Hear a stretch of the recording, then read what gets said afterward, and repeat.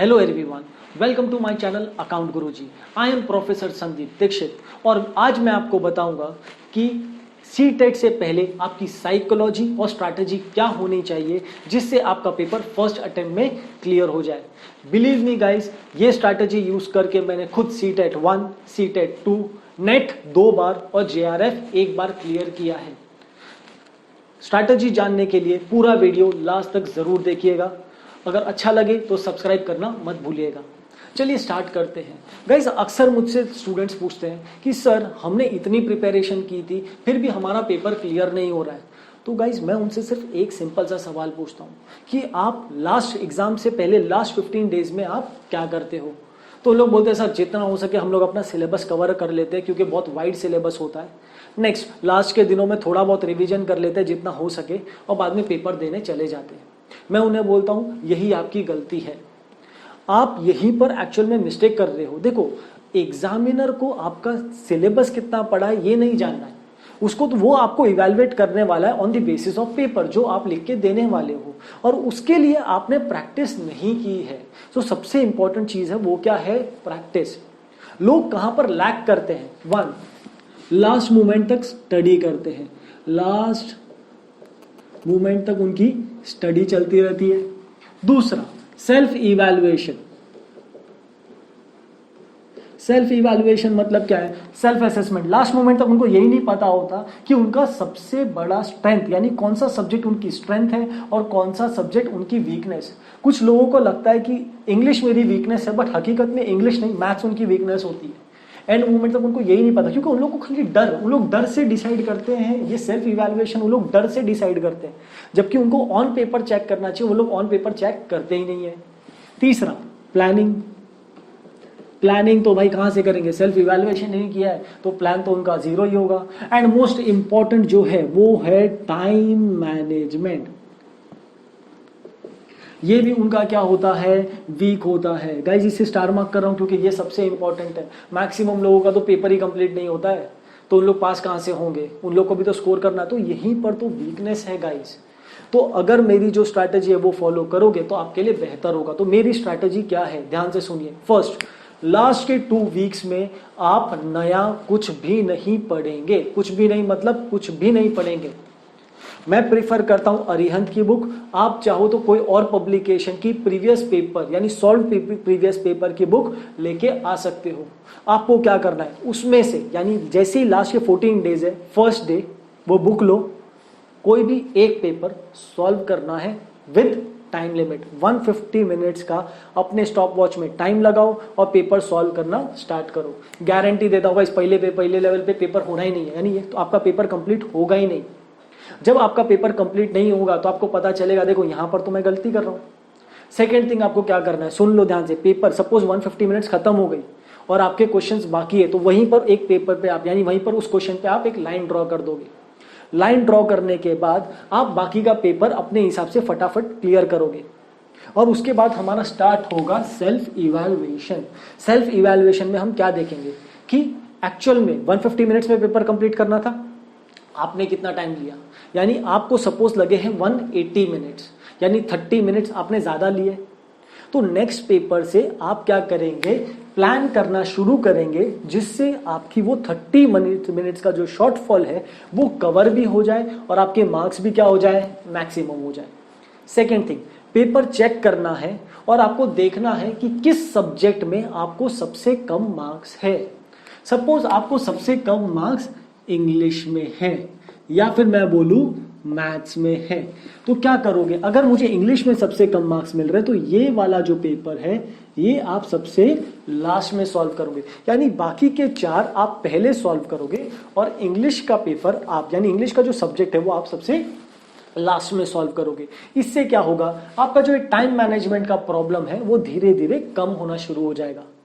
यानी second day आप क्या करोगे, फिर से एक रैंडम पेपर लोगे, टाइम लिमिट के साथ उसे सॉल्व करोगे।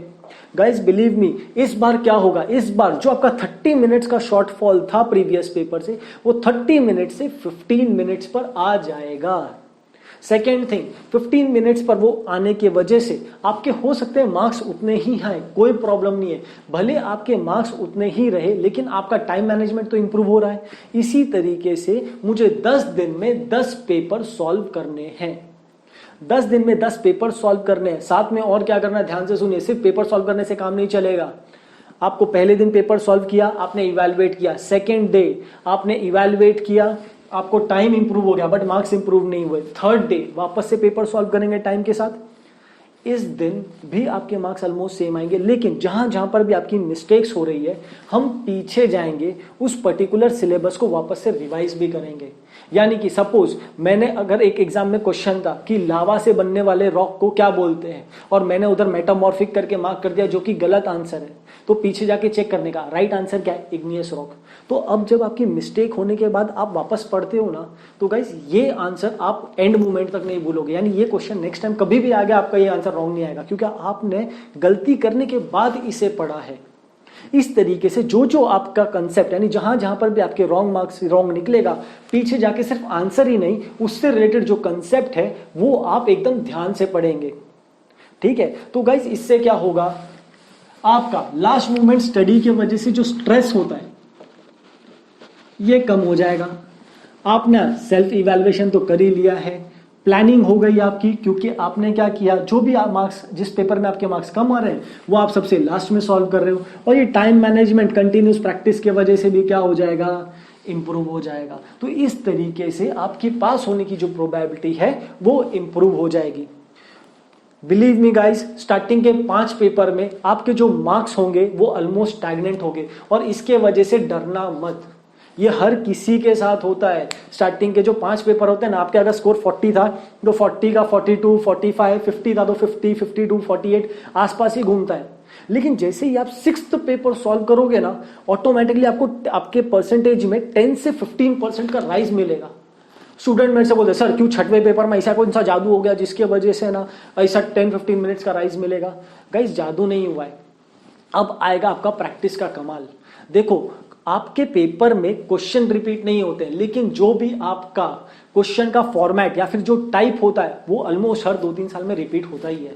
5 साल के पेपर सॉल्व करने के बाद वो जो टाइप है ना वो धीरे धीरे यहां पर बैठना शुरू हो जाएगा। तो 5वें पेपर के बाद जब 6th पेपर आप सॉल्व करना स्टार्ट करोगे ना, तो धीरे धीरे आपके जो मार्क्स है वो इंप्रूव होना शुरू हो जाएंगे। और मार्क्स इंप्रूव के साथ साथ इनफैक्ट जहां जो कंसेप्ट आपने पढ़े भी नहीं है उसमें आप जो तुक्का मारोगे ना उसमें भी राइट होने की प्रोबेबिलिटी बढ़ जाएगी, क्योंकि आपने 5 पेपर जो सॉल्व किए थे उसमें कहीं ना कहीं वो टाइप कवर अप हो चुका है। तो यहां पर आपकी प्रोबेबिलिटी, यानी जो तुक्का मारने की प्रोबेबिलिटी है ना वो भी अच्छी हो जाएगी। तो जो कंसेप्ट आपने नहीं पढ़े थे वो भी आपके रिवाइज हो जाएंगे।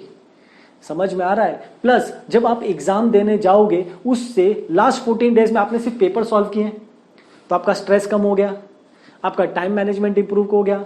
आपने प्लानिंग करके रखी है कि ये सब्जेक्ट मेरा वीक है, ये मैं लास्ट में सॉल्व करूंगा, मैथ्स में ज्यादा टाइम खपता है इसलिए मैं सेकंड लास्ट सॉल्व करूंगा, और बाकी के 3 सब्जेक्ट में पहले सॉल्व करूंगा। अगर गलती से एग्जाम में 2-5 मार्क के क्वेश्चन छूट भी गए तो वो भी उस पर्टिकुलर पार्ट के होंगे जो मेरा वीक था, तो भी मेरे पास होने की प्रोबेबिलिटी बहुत बढ़ जाएगी। सेकेंड थिंग, 6th पेपर से 10th पेपर तक, बिलीव मी गाइस, 10वें पेपर जब आप सॉल्व करोगे ना, 10वां पेपर, उसमें आपका जो स्कोर होगा वो 105 से 120 के बीच में पहुंच जाएगा, गारंटेड लिख के देता हूं। खाली 10 पेपर सॉल्व करके देखो, 10वां पेपर जब टाइम मैनेजमेंट के साथ सॉल्व करोगे ना, ये आपका स्कोर होगा। और पासिंग के लिए कितना चाहिए, खाली 90। तो आपके अंदर कॉन्फिडेंस भी आ जाएगा कि कैसे पास हो जाओगे। समझ में आया? तो इसके लिए आपका मेन मोटिव क्या होना चाहिए, जितना हो सके लास्ट मोमेंट पे पेपर सॉल्व करने हैं विद टाइम, इवैल्यूएट करना है, जो भी कंसेप्ट है वो रिवाइज करने हैं, और अपने आप को कूल रखना है। क्लियर है? वीडियो अच्छा लगे तो लाइक करना और सब्सक्राइब करना मत भूलना। Thank you.